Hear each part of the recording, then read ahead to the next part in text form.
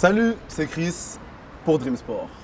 Alors aujourd'hui, je suis attendu par un joueur international ivoirien évoluant en Angleterre. Vous êtes curieux? Suivez-moi.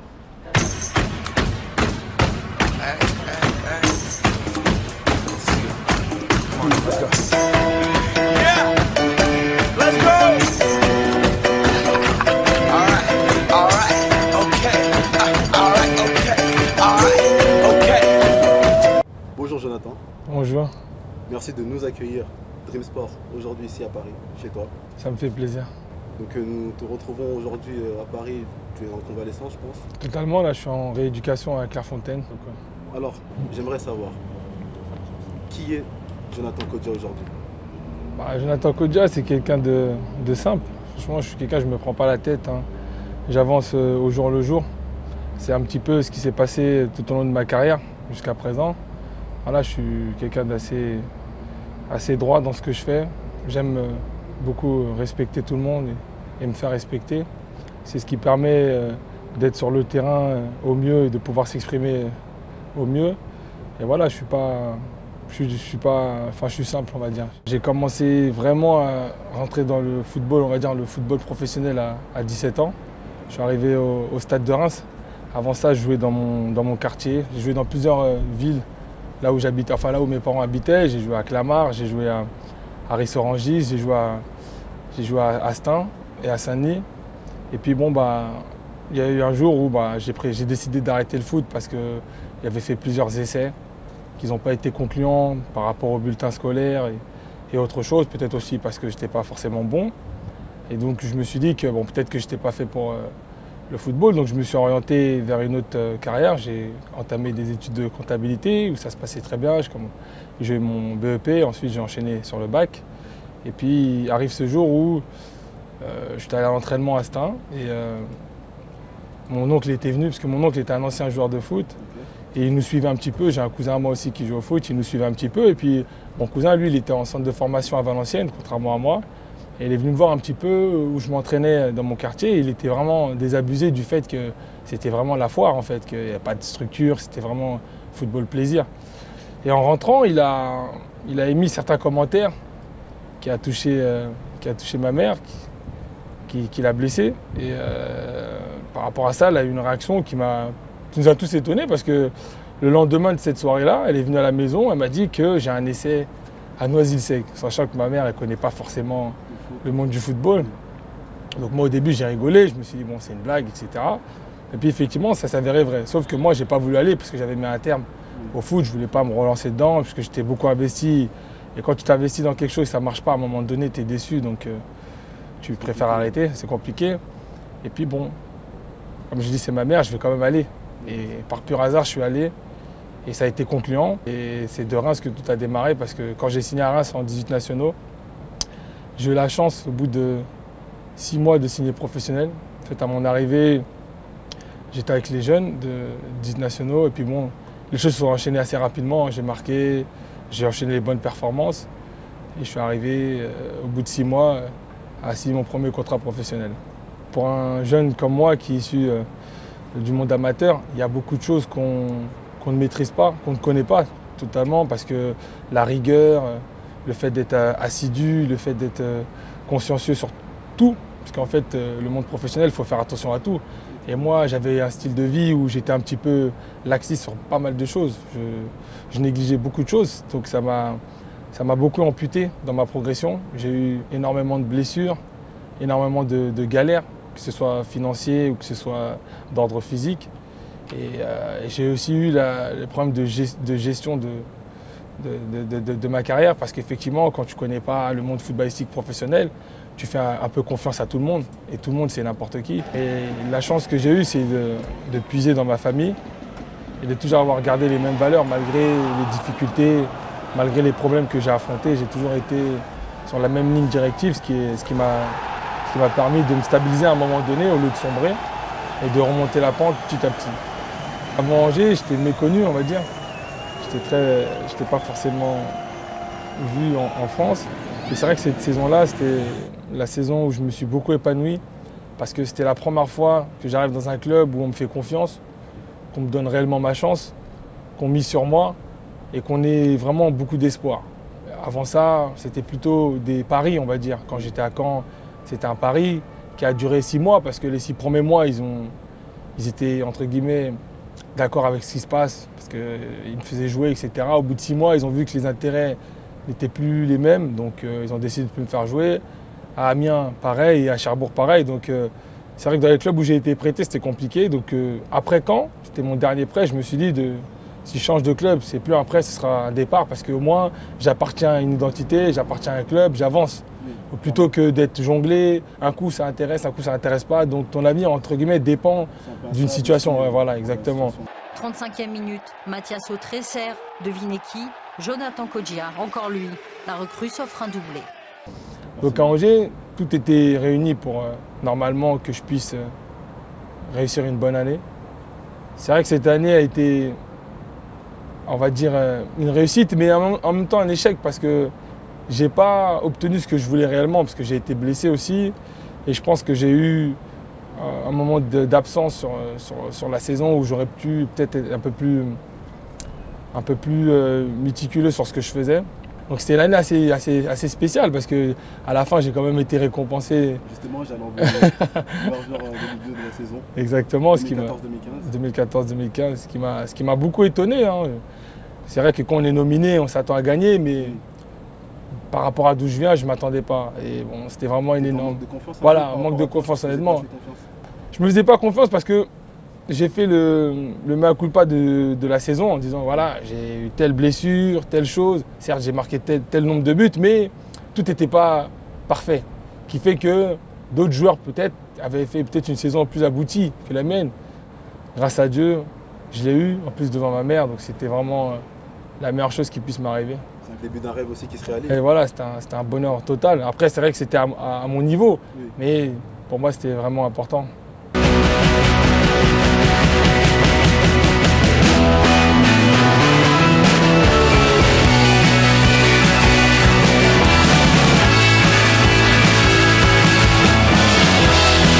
En fait, Bristol, ça s'est fait un petit peu bizarrement, dans le sens où j'avais jamais entendu parler de ce club-là. Okay. L'Angleterre, j'étais pas du tout intéressé. Honnêtement, j'ai jamais pensé à aller en Angleterre parce que j'étais bien en France, parce que voilà, il y a ma famille, il y a tout un environnement qui fait que la France, c'est chez moi. Donc j'ai grandi ici, je connais la culture, etc. Je rencontre un coach qui s'appelle Steve Cottrell. Bon, c'est vrai qu'au début, le dialogue était compliqué parce que moi, mon anglais n'était pas forcément bon, mais je comprenais un petit peu, j'avais des notions, donc ça va.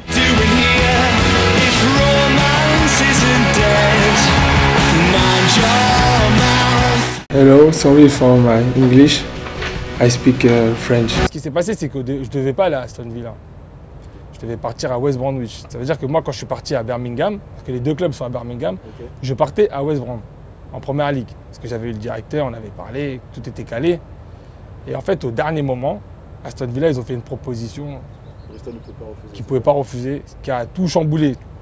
Donc je suis allé à Aston Villa. Donc ils ont montré vraiment leur volonté de dire que on te veut, tu vois, en sachant qu'en arrivant, ils nous ont fait comprendre qu'on ne t'a pas eu gratuitement. Et quand j'ai su la somme, parce que c'était le plus gros transfert de championship, je me suis dit quand même qu'ils ont mis les moyens, tu vois. Ils ne m'ont pas négligé. Et à partir du moment où un club ne te néglige pas, c'est que tu dois un minimum leur rendre la marée, tu vois ce que je veux dire ou pas. Tu vois, tout ce que moi je veux, c'est juste vivre de ma passion et mettre ma famille à l'abri. Le reste, ça m'est égal, tu vois. Maintenant, j'ai cette facilité d'adaptation, j'ai réussi à rentrer. Il y a eu des périodes où c'était compliqué, mais je me suis accroché. Donc en vue de la situation, vu qu'ils étaient mal en point quand je suis arrivé et que j'ai commencé à marquer, ça a fait qu'ils m'ont donné un statut de sauveur, entre guillemets, tu vois. Voilà, donc c'est ça qui m'a beaucoup aidé. Donc l'adaptation, elle a été plus ou moins réussie. Le foot, mentalement, c'est compliqué, en sachant que si tu as la pression de ta famille, moi je suis un Africain, on a tous, voilà, on connaît, c'est la famille, il y a du monde derrière. Oui. Donc en fait, quand tu sors du lot, tu deviens l'espoir de tout le monde. Exactement. Tu vois. Et ça, c'est une pression supplémentaire qui en plus du football, en sachant que dans le foot, on te met la pression, mais ta famille te met la pression parce que derrière, tes frères et sœurs comptent sur toi, ton père, ta mère, tes oncles, tu vois, tes amis. Et justement, l'Afrique, aujourd'hui internationale, Kessie dans la surface de réparation. Je me rappelle d'un but de Sierra Leone. Ouais. C'est retourné au stade de Bouaki. Kessie qui va écarter là-bas, c'était bien joué. avec ce retourné, quel but! Qu'est-ce qui te passe par la tête à ce moment-là? Sur cette action-là, si je me rappelle bien, j'étais énervé.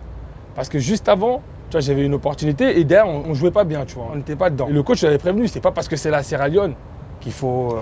Voilà, faut pas sous-estimer, parce qu'eux, ils jouent leur chance.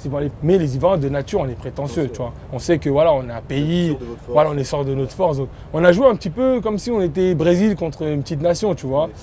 Sauf qu'on s'est rendu compte qu'ils nous rentraient dedans, en fait. Eux, ils jouaient vraiment une finale, tu vois. Donc sur cette action-là, j'étais un peu frustré parce que je me dis non, on ne joue pas correctement. Tu vois. Contrairement à certains matchs où on les a pris, voilà, le Gabon, on les a joués sérieux parce que c'est le Gabon. Tu vois. Mais là, on les a pris, entre guillemets, comme si c'était des rigolos. Et en fait, sur cette action-là, c'est plutôt une réaction de rage qui m'a fait faire ce jet-là parce qu'en fait, je me dis, si j'ai pas le ballon là, je vais pas avoir de ballon. Donc je me dis, la balle, comment elle vient, comment je vais faire? Vas-y, bon, instinctivement, c'est venu. Tac, et puis dedans, tu vois.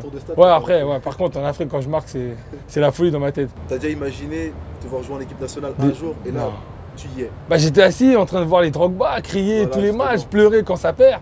Et là, je me dis que c'est moi qui fait crier les gens. Donc, tu vois, c'est spécial. En fait, moi, je suis allé pour ma première sélection, la première fois en Côte d'Ivoire. Avant ça, je n'étais jamais allé, tu vois. Ah, tu découvrais en même temps. Donc, je découvrais tout en même temps. La sélection, le pays, la culture. Après, j'ai eu cette chance d'avoir l'opportunité de jouer directement parce qu'il y a eu certains blessés, qui a fait que bon, bah, j'ai eu ma chance, voilà, par chance en fait. J'ai travaillé aussi pour en arriver là, tu vois. Mais il y avait des têtes avant moi. C'est ça que je veux te faire comprendre, c'est qu'il y avait des joueurs qui étaient là, qui étaient quand même en place. Moi, je suis arrivé inconnu. Et surtout, comme je te disais, les Ivoiriens, on est prétentieux. Si tu n'as pas de nom.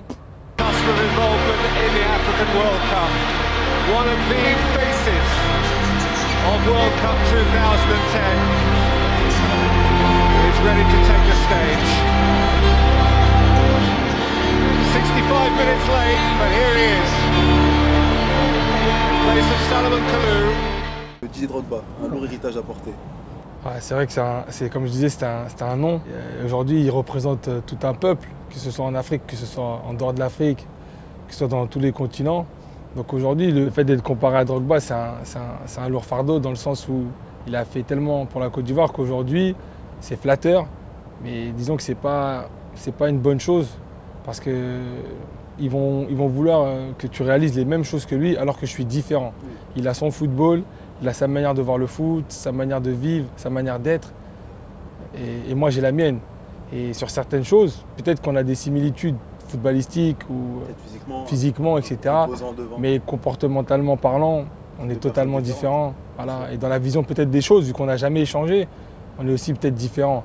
Ce qui fait que j'ai préféré, entre guillemets, taire, on va dire, écourter ce débat-là de dire que je suis le futur Drogba, dans le sens où Drogba, ça restera Drogba. Et puis toi, t'es Jimmy. Et puis moi, ce sera Jimmy ou bien Jonathan Kodja, peu importe comment on m'appelle, voilà, mais je vais avoir ma caractéristique plutôt que d'avoir la caractéristique de quelqu'un d'autre. Parce qu'il ne faut pas vivre à travers quelqu'un, il faut vivre sa propre vie, tu vois. Même si, comme j'ai dit, te comparer à Drogba, aujourd'hui, qui aurait cru que, tu vois, c'est flatteur, en tout cas pour ma famille, pour mes amis d'entendre ça. Même mes amis aujourd'hui se disent, ah ouais, quand même, on connaît quelqu'un qui arrive à un certain niveau, tu vois. Mais pour moi, je pense que, comme je dis, je suis quelqu'un qui garde les pieds sur terre, donc il faut garder les pieds sur terre surtout. Il ne faut pas se laisser enflammer par ce qu'on entend. Et c'est vrai que la presse, en temps normal, surtout en Afrique, ils sont assez, ils aiment entre guillemets monter les choses assez rapidement et le jour où ça se passe mal, ils vont faire la même chose mais dans l'autre sens, tu vois ce que je veux dire ou pas. Donc ça fait que j'ai préféré directement dire que non, Drogba ça restera Drogba, personne ne pourra remplacer Drogba, ce qu'il a apporté à la Côte d'Ivoire, personne d'autre pourra le faire. Dream Sport, donc c'est le rêve de sport. Aujourd'hui tu réalises le tien. Dans le monde, des milliers de jeunes aimeraient être à ta place aujourd'hui. Aimeraient être aujourd'hui Jonathan Kodja, porte aussi un jour, pourquoi pas, le maillot de leur pays, de représenter ou de jouer dans un grand club européen. Toi, tu y es aujourd'hui. Un joueur très humble aussi. Et quel message tu peux passer à ces jeunes-là, justement, qui vont te regarder à travers cette vidéo, qui aimeraient aussi, justement, faire le parcours que tu fais. Quel message tu peux leur passer d'encouragement ou qu'est-ce que tu peux leur dire? De toujours affronter les choses, ne jamais se cacher derrière quoi que ce soit. Derrière, oui, ceci ou cela, c'est pas de ma faute, c'est de la faute à tel, non.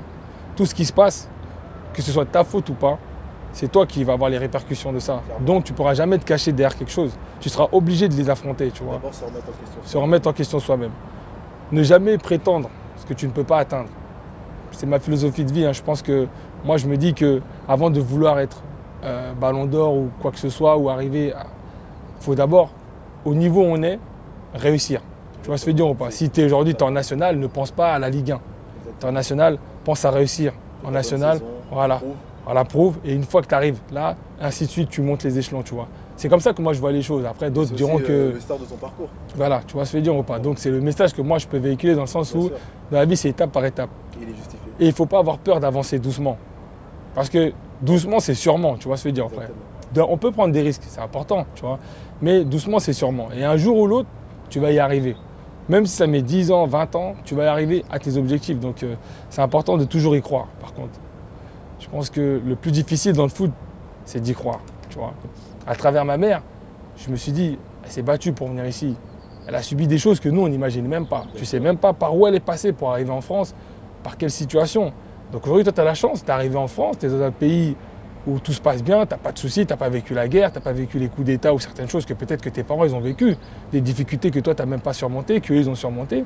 Donc aujourd'hui, tu as cette chance-là. Saisis-la, tu vois. Tu n'as rien qui t'empêche. La seule personne qui peut t'empêcher, c'est toi. Toi-même, Merci beaucoup. Merci pour cet entretien. Pas de souci. Ok, Merci. bon rétablissement.